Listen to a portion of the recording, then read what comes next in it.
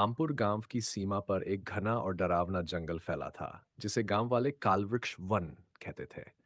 उस जंगल के बारे में कई कहानियां थीं।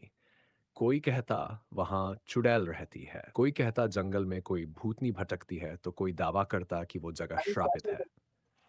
पर तीन दोस्त प्रदीप, धर्मेंद्र और राज इन कहानियों से जरा भी नहीं डरते थे। तीनों की दोस्ती गांव में मशहूर थी। प्रदीप शांत और सोच विचार वाला लड़का था। चश्मा लगाए हमेशा कुछ नया सोचता रहता। धर्मेंद्र ताकतवर और क्या चीज़ निडर, नहीं, क्या उसे सुन किसी रहा है? से भी भिड़ने में हिचक नहीं थी। राज सबसे खुशमिजाज, जानवरों से तो बढ़िया बेहद करती प्यार करने वाला है। लड़का था। और उसके कंधे पर हमेशा और बैठा रहता फिर उसका प्रेस तोता करा मोती। के एक दो बैठा था। एक शाम गांव में हड़कंप मच गया। पास की बस्ती से एक बच्चा और दो गायें अचानक गायब हो गई। लोग कहने लगे वो चुड़ैल फिर लौट आई है। गांव के बुजुर्गों ने सबको जंगल के पास जाने से मना कर दिया।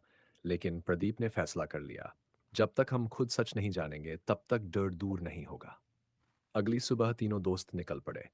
प्रदीप के पास नक्शा और टॉर्च थी, धर्मेंद्र के हाथ में लकड़ी की मजबूत छड़ी, और राज के कंधे पर मोती फड़फड़ा रहा था। जैसे ही वे जंगल में घुसे, वहां की हवा ही अलग थी, ठंडी, भारी और रहस्यमयी। पत्तों पर खून के धब्बे थे और पेड़ों पर बड़े बड़े पंजों के निशान।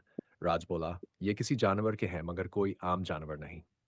अचानक झाड़ियों में हलचल हुई, तीनों चौंके, और तभी उनके सामने प्रकट हुआ एक भयानक जीव। आधा शेर, आधा इंसान। उसकी आंखें आग जैसी लाल थी, शरीर कांटेदार बालों से ढका हुआ था और गले में एक इंसानी लॉकेट लटक रहा था। धर्मेंद्र उस पर टूट पड़ने ही वाला था, लेकिन राज ने उसे रोक लिया। रुको, देखो, ये हमला नहीं कर रहा, ये डरा हुआ है। प्रदीप ने देखा, उस जीव की आंखों में गुस्सा नहीं था, बल्कि दर्द और अकेलापन था। तभी अचानक पास की एक सूखी बेल जली, और वहां प्रकट हुआ एक रहस्यमयी साधु। उसके शरीर पर भभूत, हाथ में त्रिशूल और आंखों में ऐसी चमक थी जो किसी और दुनिया की लगती थी।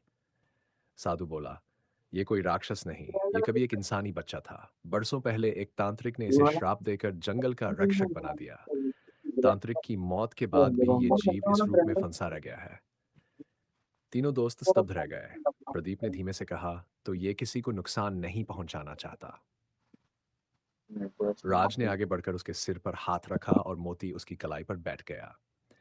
धर्मेंद्र ने अपनी छड़ी नीचे रख दी। फिर तीनों दोस्त उसे गांव लेकर आए। गांव वाले घबरा गए, डरकर पीछे हटने लगे।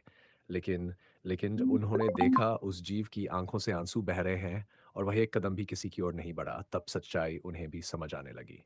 प्रदीप ने सबके सामने खड़े होकर पूरी बात बताई। राज ने कहा, हमने उसे डराकर नहीं, प्यार देकर समझा। धर्मेंद्र ने गांव वालों से कहा, हमें इस जंगल और इसके रहस्यों से नहीं, अपनी अंधविश्वास से लड़ना है। धीरे धीरे वो जीव इंसानों जैसा व्यवहार करने लगा। वो अब गांव का हिस्सा बन चुका था। उसका नाम रखा गया।